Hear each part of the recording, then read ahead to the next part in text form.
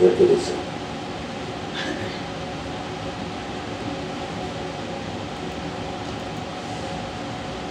이거 처음인데, 그치? 이거 아니고.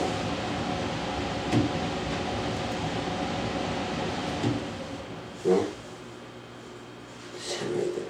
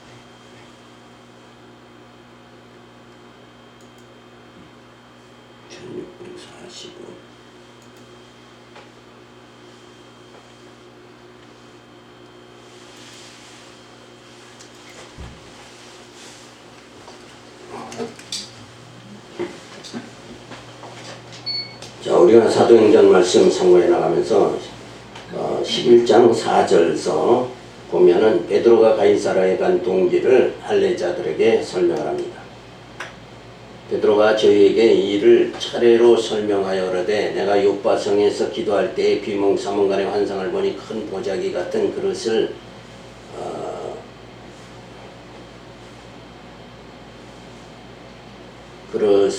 그릇을 내 귀를 메어 하늘로부터 내리워 내 앞에까지 들이우거늘 이것을 주목하여 보니 땅에 4발 가진 것과 들짐승과 기는 것과 공중에 나는 것들이 보이더라. 또 들으니 소리 있어 내게 이르되 베드로야 일어나 잡아먹으라 하거늘 내가 가로되 주여 그럴 수 없나이다. 숫되거나 깨끗이 아니한 물건은 언제든지 내 입에 들어간 일이 없나이다 하니 또 하늘로부터 두 번째 소리 있어 내게 대답하되 하나님이 깨끗게 하신 것을 내가 속되다 말라 하더라. 이런 일이 3번 있은 후에 모든 것이 다시 하늘로 끌려 올라가더라. 마침 3사람이 내 우고한 집 앞에 섰으니 가이사라에서 내게로 보낸 사람이라. 성령이 내게 명하사 아무 의심 말고 함께 가라 하시매 이 6 형제도 나와 함께 가서 그 사람의 집에 들어가니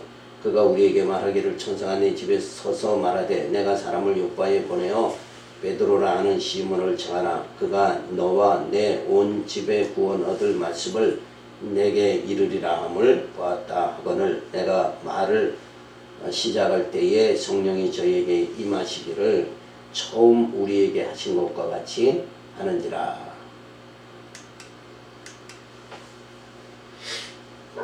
내가 주의 말씀에 요한은 물로 세례를 주었으나 너희는 성령으로 세례 받으라 하신 것이 생각나노라. 그런즉 하나님이 우리가 주 예수 그리스도를 믿을 때 주신 것과 같은 선물을 저희에게도 주셨으니 내가 누구간데 하나님을 능히 맡겠느냐 하더라. 자, 베드로가 환상을 보게 되죠. 요바에 있을 때 환상을 보여주시며 보자기에 부정한 짐승들이 있는데 먹으라 하시기로 속되거나 깨끗지 아니한 물건을 먹은 적이 없다 하였으나 3번을 보여주시며 하나님께서 깨끗게 하신 것을 내가 속되다 하지 말라 하셨다. 자, 이 환상 자체를 보여준 것은 지금 어떤 의미예요? 지금 의미 자체가 하나님께서 섭리하시는 것이 그 앞에 보면은 사도 사울을 눈이 멀게 만들죠. 다메섹 도상에서 예수의 음성을 듣고, 자 그렇게 해서 사울을 이방인의 사도로 택함을 받았죠. 택하셨습니다. 그런데 하나님께서 그 이방인들에게 본격적으로 전도를 사울을 지켜서 하기 전에 먼저 베드로에게 환상을 이렇게 보여주신 것은, 여기서 속되다 하는 것은 지금 누구를 말하는 거예요? 예? 이방인들을 말하는 거죠. 그러니까 당시에는 하나님의 택한 백성은 오직 누구뿐이다? 유대인뿐이다, 이렇게 생각을 했죠. 그런데 그렇지 않은 이방인들은 어때요? 그들은 다 의롭지 못하고 속되다, 이렇게 볼 수밖에 없어요. 그래서 오직 하나님의 의로운 백성은 누구예요? 이스라엘 백성뿐이다, 유대인뿐이다, 이렇게 생각했던 그들의 개념이 바로 베드로에게 그대로 베드로도 마찬가지로 그렇게 생각을 하죠. 그러니까 만약에 하나님께서 이방인 고넬료의 집에 베드로에게 야 가라 이렇게 하면 금방 갈 수 있느냐? 가진 않겠죠. 그래서 이 환상을 보여주는 거예요. 환상을 통해서 하나님이 이방인의 집에 가서, 그러니까 유대인들이 지금 다 속되다고 하는, 더럽다고 하는 그 이방인의 집에 가서 구원의 역사를 베풀도록 하기 위해서는 이 베드로를 보내야 되는데 저가 안 갈 것 같으니까 결국은 이 환상을 통해서 내가 어때요? 뭐라 그래요? 하나님께서 깨끗하게 하신 것을, 그러니까 이미 하나님께서 누구를 깨끗하게 하셨다는 거예요. 이방인들을 의인의 백성으로 만들려고 이방인들을 그렇게 하나님은 작정을 하셨는데, 베드로가 안 갈 것 같으니까 어때요? 내가 속되다 하지 않은 거, 내가 이미 이방인을 의롭게 하려고 그러는데 너는 속되다 그렇게 하지 말라. 이게 환상의 내용이죠. 그래서 이 더러운 이스라엘 백성들은 그 짐승 중에서도 뭐예요? 기는 거에 가장 악한 게 뭐예요? 뱀이잖아요. 그 뱀 같은 건 먹지 못하게 돼 있단 말이에요. 그런데 그런 바구니에 그런 짐승들이 다 보여지는 거예요. 그러니까 당연히 이런 더러운 것들은, 속된 짐승들은 어때요? 먹어본 적이 먹질 않았습니다. 이렇게 하니까 하나님께서 내가 속되다가 하지 않은 것, 깨끗하다 하나님이 인정한 거는 너도 깨끗하고 하다가 그렇게 인정을 해야 된다. 이런 환상을 보여주고 나서 고넬료에게도 또 똑같은 환상을 보여주죠. 아니 똑같은 게 아니라 이 베드로를 청하라 하는 환상을 보여주는 거예요. 자 그렇게 해가지고 이 환상을 3번을 보여주시며 하나님께서 그 깨끗하게 하신 것을 내가 속되다 하지 말라. 자 이런 교훈 속에서도 우리가 또 한 가지 생각할 것은 뭐냐면, 이 땅의 모든 우리 많은 사람들을 대면하고 살잖아요. 누가 누구를 만나고 이렇게 될 적에 우리는 그냥 선입관으로 저 사람은 어떻다 이렇게 판단을 하죠. 그게 속되다고 하는 거예요. 결국은 그렇게 하지 말라는 거예요. 하나님이 구원할 택한 백성인지 아닌지는 우리가 알 수가 없으니까 우리는 항시 그 하나님의 뜻을 바라보고 우리가 모든 사람을 어때요? 외모로 보지 말고 중심으로, 중심 본다는 말 뜻은 뭐예요? 저 사람이 진짜 예수를 믿는 사람인가? 요거를 확인하면서 저 사람이 진짜 교회 다니면서 믿음 생활을 하는 사람이다. 그러면은 예수를 믿는 사람이면 우리가 다 누구를 판단하고 비판할 필요가 없는 것이다. 판단한다는 게 벌써 뭐예요? 판단한다는 것이 남을 속되다고 여기는 거다. 이렇게 생각을 해야 돼요.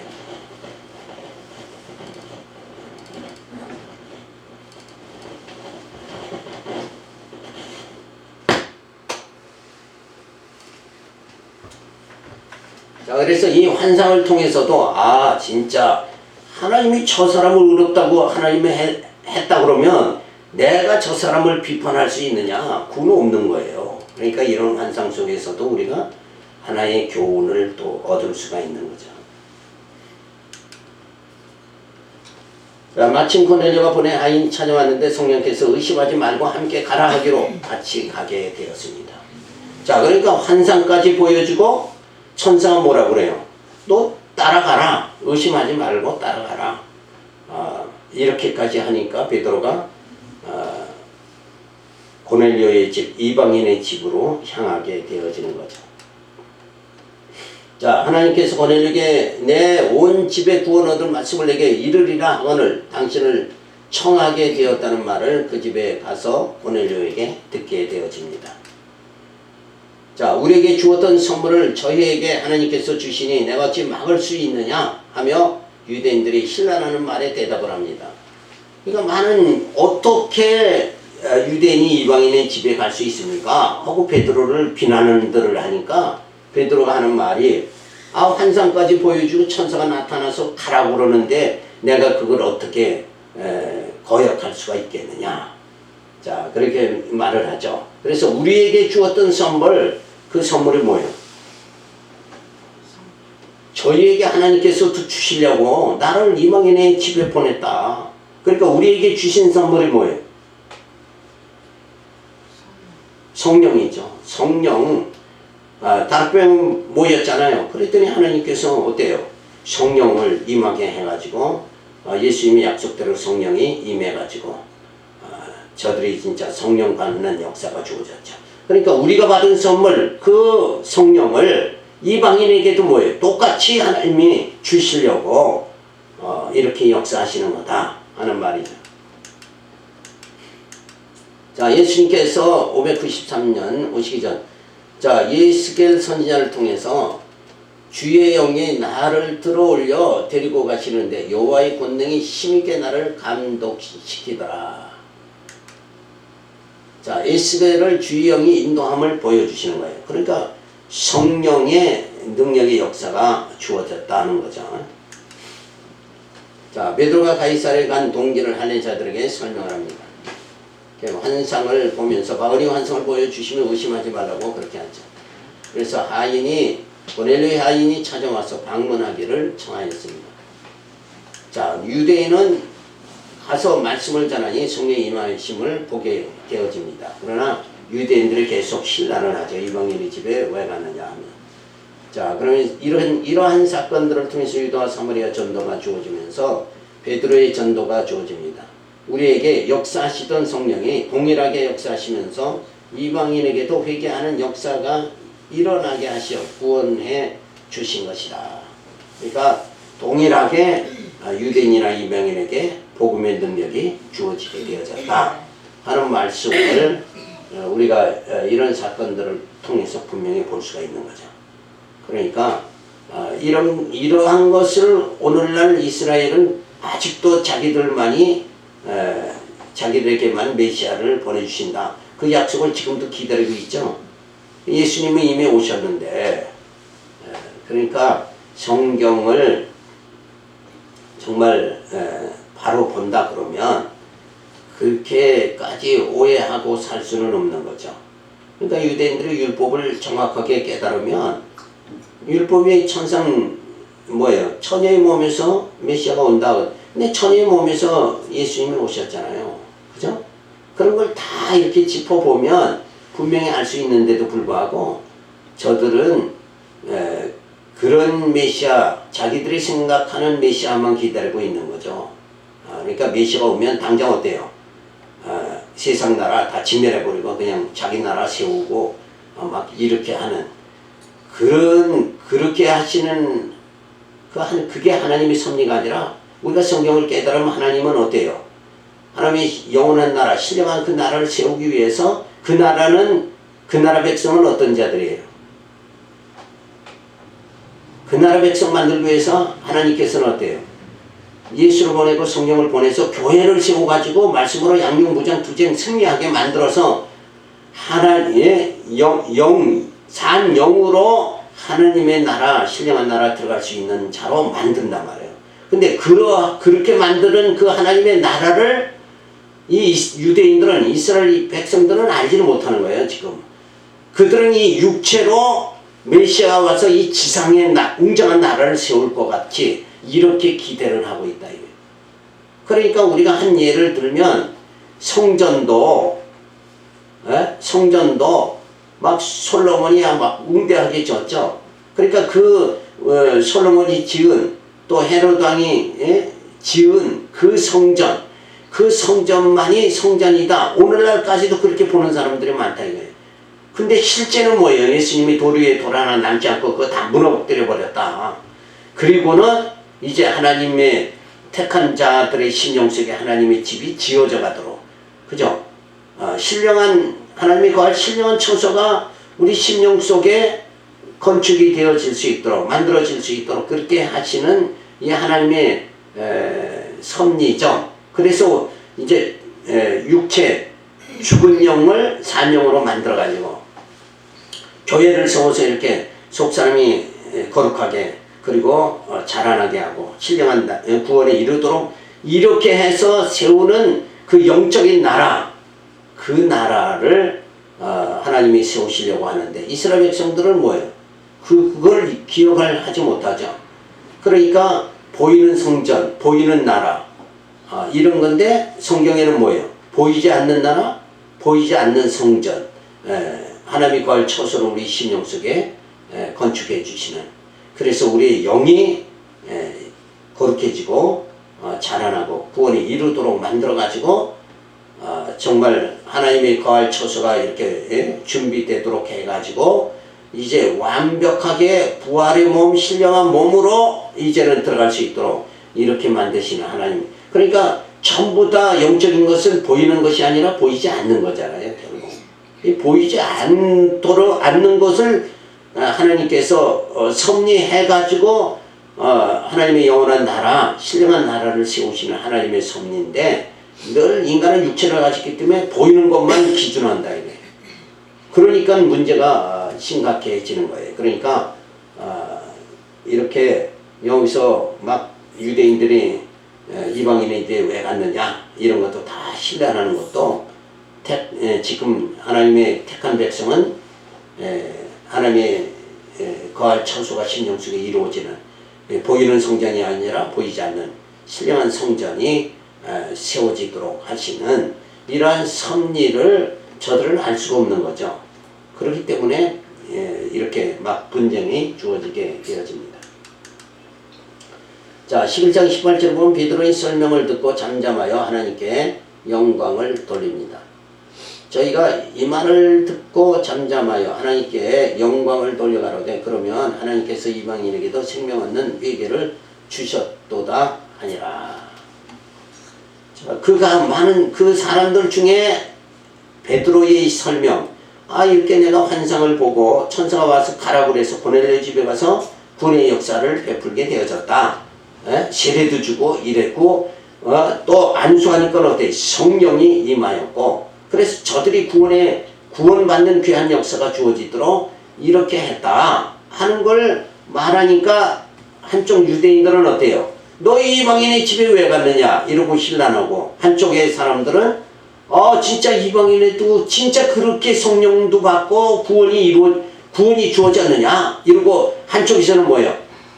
그렇게 하시는 하나님의 섭리를 찬양하는 역사가 주. 그러니까 한쪽엔 비난하고 한쪽엔 찬양을 드리는 이런 두 무리가 생기게 되어졌다. 그래서 복음이 전해지면 어때요? 심판이 그래서 주어졌다 이러는 말이에요. 그러니까 이 사도들을, 베드로를 신란하는 유대인들은 이방인의 집에 왜 갔느냐 이런 자들은 결국은 어때요? 결국은 그들은 성령을 회방하겠고 하나님의 섭리를 인정하지 않았기 때문에 그들은 다 지옥 갈 거 아니에요. 그러니까 이미 심판이 주어지게 되어졌다 이런 걸 우리가 알 수가 있는 거죠. 그러니까 오늘날도 이런 귀한 말씀을 올바로 가르칠 때 알아듣지 못하는 자는 이미 심판이 막 주어지는 거예요, 결국은. 그러니까 올바른 복음을 받는 자와 받지 못하는 자 이미 심판이 주어졌다 이렇게 볼 수가 있는 거죠. 자, 그래서 베드로에게 역사하신 하나님의 섭리를 들은 성도들의 영광을 돌립니다. 이건 이제 올바른 성도들이죠. 그래서 정말 이런 역사가 나타나는, 그래서 유대인에게만 구원을 받게 하시어 생명을 주시는 것이 아니라 이방인에게도 생명을 주셨다고 사도들이 알게 되어집니다. 자, 이방인도 회개하는 역사를 베풀어 주심으로 구원을 받게 하신 것이 하나님의 무한한 사랑인 것이다. 그러니까 여기서도 회개라는 건 내가 무슨 뭐 거짓말했습니다 이래가지고 막 울고 짜고 이렇게 회개하고 그런 게 아니라 지금 자체가 뭐예요? 성령의 역사, 그죠?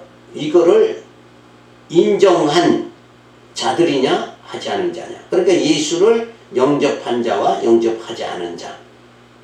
예수를 영접하면 올바로 회개가를 한 거죠. 그래서 회개라는 건 돌이키는 거다. 그러니까 유대교에서 기독교로 이렇게 돌이켜서 예수를 진짜 그리스도로 믿는 자, 그리고 그리스도를 믿음으로 인해서 진정한 하나님의 여호와심을 믿는 자들, 그들이 하나님의 구원에 이르게 그렇게 만드십니다. 자, 예수님 오시기 전에 1010년에 다윗에게 나의 구원과 영광이 하나님께 있으며 내 힘의 반석과 피난처도 하나님께 있도다. 그래서 구원이 하나님께 있으므로 영광을 돌립니다. 그러니까 지금도 베드로가 고넬료의 집에 가서 말씀을 전하고 세례를 베푸니까 성령이 임하죠.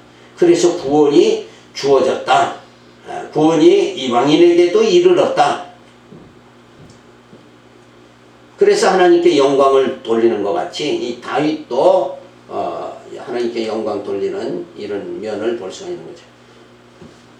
베드로의 설명을 듣고 잠잠하여 하나님께 영광을 돌립니다. 자, 그러니까 뭔 말씀을 이렇게 전하면 말귀를 알아들어야 되는데, 이 베드로의 이런 이건 표적이 바구니 환상, 이 환상을 보고 표적이 나타나고 천사의 음성을 듣고 막 이렇게 했다고 그래도 광팍한 자들은 믿지 못하는 거예요. 그리고 뭐만 따져요. 너 왜 이방인의 집에 갔느냐 이것만 따진다. 그러니까 이 미련한 자, 어리석은 자는 이 하나님의 큰 섭리 자체를 크게 눈을 떠서 봐야 되는데, 그 중에서 그러죠. 어떤 사람들은 그 말꼬리 잡는다 이런 게 있잖아요. 그러니까 그 사람이 말하는 근본 의도 전체를 살펴보지 않고 그 부분에서 너 왜 그런 언어를 썼느냐 여기에 꽂혀가지고 그냥 막 대노하는 이런 사람들, 이건 어리석은 사람들이다. 자, 이방인에게도 구원을 베푸신 하나님께 영광을 돌립니다. 이때 이렇게 이방인에게 구원이 이르게 하신 하나님께서 오늘 우리에게도 구원이 이루어지게 이렇게 만들어 주신다. 오늘날도 또 말귀 못 알아듣는 자들은, 그죠? 말귀 못 알아듣고 그냥 또 계속 뭐에 빠져요. 나는 방언한다, 방언해야 구원받는다 이런 데로 빠져 있으면은 말귀 못 알아듣는 이때 사람이나 지금 사람이나 말귀 못 알아듣는 사람은 또 항상 있다는 거죠. 그러지 말고 그건 방언은 뭐예요? 성령은 눈에 안 보이니까 성령이 이 땅에 언약대로 왔다 이걸 보여준 거란 말이에요. 그리고 성령이 하시는 일이 오셨으니까 성령이 우리 심령에 함께 하시면서 어때요? 하나님의 말씀을 바로 듣고 깨닫게, 그리고 예수를 시인하고 하나님께 영광 돌리는 이런 삶을 살아가도록 누가 인도하는 거예요? 지금 성령이 우리를 인도하는 거다. 그래서 우리를 뭐예요? 우리의 속사람이 말씀을 듣고 깨달아서 거룩해지고 우리 영이 자라나고 그 다음에 구원에 이르도록 하는 그 일이 더 중요한 거지, 방언을 받았느냐 못 받았느냐 이것도 말귀를 못 알아듣는 사람들이다. 그게 중요한 게 아니라 성령이 내 안에 역사해서 나와 함께해서 무지한 나를 말씀을 깨닫게 해서 속사람이 날로 새롭게 되고 구원에 이르도록 이렇게 하나님 나를 지금 인도해 주시고 성령이 나를 인도해 주시고 있느냐, 이게 더 중요하다 이거예요. 그럼 방언이 중요한 게 아니라 구원이 더 중요한 거다. 근데 방언과 구원을 이렇게 또 대등하게 이렇게 생각한다는 것 자체가 그게 어리석은 거다 이게. 그 방언은 그냥 잠시 나타난 것 뿐이고, 야, 언약대로, 하나님은 언약대로 성령을 보내서 이제는 다음서부터 이러이러한 너의 속사람은 겉사람 부패하나 속사람은 날로 새로워지게, 그렇게 해서 신령한 몸, 부활의 몸으로 신령한 나라에 들어가도록 하는 그 일을 지금 성령이 와서 시작한다. 땡하고 시작했다. 이걸 알려주는, 그죠? 출발했다는 걸 알려주는 거지. 근데 그 방언만 그냥 붙잡고 나 신앙생활 참 잘하고 있다, 이렇게 생각하고 있다 그러면은 그 사람은 항상 뭐예요? 출발이 안 되는 거예요. 출발이 안 된다는 얘기는 뭐냐면 말씀을 듣고 깨달아서 뭐가 안 된다는 거예요. 예? 속사람이 영이 거룩해지고, 예? 그리고 속사람이 영이 자라나고, 말씀을 들어야 자라날 거 아니에요. 그러니까 그런 것에 어떤 표적에 그냥 묶여 있으면 안 된다. 이런 걸 오늘 우리가 다시 한번 생각해 볼 수 있습니다. 자, 유대인만 구원받는 것이 아니라 이방인에게도 생명을 주셨다. 이게 복음의 능력이죠. 이러한 복음의 능력을 우리가 늘 감사하며 찬양 돌리며 그렇게 살아가야 되죠. 소리가. 자, 그래서 회개의 역사가 일어납니다. 이방인에게도 회개의 역사를 베풀어 주셔 성령을 주십니다. 그래서 정말 또 회개도 회개해야 성령 받는다. 또 이렇게 부분적으로 자꾸 이렇게 해석할 게 아니라 성령 주시기 위해서 회개를 지킨 거다, 이렇게 봐야죠. 그럼 왜냐하면 회개를 한다는 것은 자기 주제 파악을 하는 거잖아요. 아, 내가 죄인이다. 죄인이 회개하지 의인이 회개할 필요는 없잖아요. 그러니까 죄인이다 이렇게 인정을 하게 하시는 하나님의 역사가 회개의 역사다 이거예요. 그럴 때 이제는 뭐예요? 내가 죄인이니까 하나님께서 성령을 보내서, 예수를 보내서 우리의 죄를 사해 주시고 이미 다 됐으니까 이제 성령을 보내서 그 죄 가운데서 벗어나서 이제는 말씀 듣고 죄 가운데 얽매여 사는 것이 아니라 죄를 이미 예수님이 사해 주셨으니까 그걸 성령이 와서 깨닫게 해가지고 그 죄에서 얽매인 데서 벗어나서, 율법에서 벗어나서 이제 복음을 받아들여서 정말 우리의 속사람이 뭐예요? 말씀을 들으면서 거룩해지고 자라나고 구원에 이르도록 그 작업을 지금 성령이 쭉 진행하신다. 그 진행하기 위해서 먼저 회개의 역사가 일어나게 되어졌다. 그래서 이렇게 어느 한 것이 딱 주어졌다면 그것만 또 그냥 꾸역꾸역 붙잡고 그냥 머무르는 자가 되는 게 아니라 이 하나님의 구원의 역사가 진행되는 걸 거기에 따라가야 된다 이게. 그러니까 사도 바울이 그 따라가는 걸 표현한 것이 나는 푯대를 향해서 줄다름친다 이렇게 표현을 한 거죠. 자, 이런 사건들을 통해서 유다와 사마리아 전도가 주어집니다. 베드로의 전도가 주어지면서 우리 이방인에게도 성령을 주시고 생명의 역사를 베풀어 주시어 구원을 받게 해주시는 하나님의 사랑을 감사드려야 된다. 그래서 역시 초점은 그런 무슨 방언이나 회개다 또 성령이다 또 거기에 머무르는 게 아니라 진짜는 뭐예요? 하나님의 사랑을 깨닫고 찬양이 터져 나오는 요 최종. 그래서 에베소는 하나님이 창세전 예정하신 그 근본 이유는 근본 목적은 뭐예요? 하나님께 하나님 여호와를 찬양하기 위함이다. 구속하심을도 궁극적인 목적은 하나님 찬양케 하는 거다. 그렇게 우리가 찬양이 터져 나오는 여기 시점까지 정말 다 그런 고상한 신앙으로 자꾸 이렇게 이게 성장이 되어져 나가도록 그렇게 되어져야 되는 거죠. 자, 그래서 세 번째, 이제 땅끝까지의 전도가 시작이 되어집니다. 그래서 전도의 시작이 11장이 주어지는데 안디옥 교회의 설립이 주어집니다. 이제 이 안디옥 교회가 최초에 처음 이제 이방인 지역에 처음 교회가 세워집니다. 이 안디옥서부터 이제 각 교회가 아시아, 마게도냐, 바냐, 반도에까지 쭉 이르면서 교회가 아시아 일곱 교회가 세워지는 그런 역사가 주어집니다. 자, 그래서 10장 19절에 보면 스데반으로 인한 환란으로 안디옥의 복음이 전파됩니다. 그러니까 환란을 통해서 다 흩어지게 해서 또 복음이 흩어지는 곳마다 복음이 거기에도 핍박 때문에 흩어지면 하나님 백성들이 흩어지면 거기에 뭐가 있어야 돼요. 또 교회가 있어야 되니까 복음이 전해지고 교회가 세워지고 그래서 이 교회가 세워진다는 것은 영적인 양식을 먹도록 만든다는 거잖아요. 그러니까 항상 우리는 먹지 않으면 죽으니까 먹어야 사는 거잖아요. 그러니까 영이 먹도록 하나님의 신령한 양식을 먹도록 하기 위해서 교회가 세워지는 이런 역사가 주어집니다. 자, 대스데반의 일로 일어난 환란을 인하여 흩어진 자들의 베니게와 구브로 안디옥까지 이르러 도를 유대인에게만 전하는데 그 중에 구브로 구련의 몇 사람이 안디옥에 이르러 헬라인에게도 말하여 주 예수를 전파하니 주의 손이 그들과 함께 하시며 수다한 사람이 믿고 주께 돌아오더라. 그러니까 요 이적 안디옥 교회 이전만 하더라도 복음은 누구에게만 유대인에게만 계속 전했어요.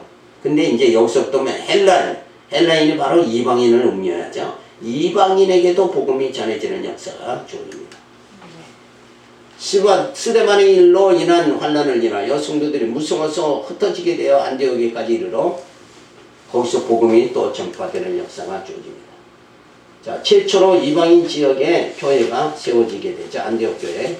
예수가 그리스도의 이심을 믿고 회개하고 돌아오는 이들이 많아지게 되어졌습니다. 그러니까 회개라는 것은 예수를 믿는 예수에게로 돌아오는 거, 그게 회개다. 그러니까 참 회개라는 건 율법신앙에서 무슨 신앙? 복음신앙으로 되어지는 게 회개입니다. 그러니까 또 누구를 미워했습니다, 했습니다. 이런 사소한 그런 육체 행위에 대한 회개, 이런 것을 여기서 성경은 말하는 것이 아니라, 그러면 그쪽으로 가면 다, 그래서 중세에는 수도원이 그렇게 발전한 거예요. 그래서 막 금욕주의, 금식하고 이렇게 막 한데, 금식은 결국 육체를 제재하는 것 뿐이지, 결국. 그죠? 그러니까, 우리가, 근본적으로는 뭐예요? 율법신앙에서 나 중심의 자기 의를 주장하는 그런 신앙에서 나를 떠나서 뭐예요? 예수를 믿는 이런 복음신앙으로 접근해 가는 거, 그것이 더 중요하다는 걸 우리가 알 수가 있습니다. 그래서 예언이 주어졌죠. 예루살렘과 유다와 사마리아와 땅끝까지 복음을 전하게 되어집니다. 그래서 이 복음이라는 건 예수가 그리스도이심을 증거하는 겁니다. 그러니까 전도할 적에는 항시 누구를 증거해야 돼요? 예수를 증거해야죠. 그러니까 강론할 때도 항시 예수를 증거하는 이런 생활이 돼야 되고, 제목설계도 마찬가지고. 하나님은 살아계심이 입증이 되어지는 거죠. 예수가 증거되면 그 예수를 보내신 하나님이 살아계심을 알 수가 있습니다. 자, 그래서 예수님이 약속대로 이방인 지역인 안디옥의 교회가 세워지며 예수가 그리스도임이 전파되어 구원을 받게 되어지는 역사가 주어집니다. 오늘 여기까지 우리가 살펴보면서 정말 하나님께서 이방인에게도 구원이 베풀어졌다. 오늘 가장 중요한 말씀이 바로 그거죠.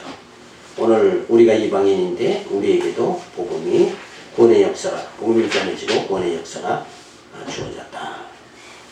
그러면 우리는 늘 하나님의 구원받은 백성으로서의 삶을 살아가기는 그 생활 자체가 신령한 말씀을 듣고 우선 말씀을 잘 알아듣고 그 말씀에 의해서 뭐야? 우리의 속사람이 거룩해지고 우리 영이 점점 자라나고 성숙해지고 그리고 구원이 이르는 그래서 예수가 그리스도다 함으로 인해서 하나님이 여호와이심을 우리가 그래서 하나님을 여호와를 경외하고 찬양하며 살아가는 이런 삶 그 삶이 이렇게 계속 주어져야 되는 거예요. 그죠?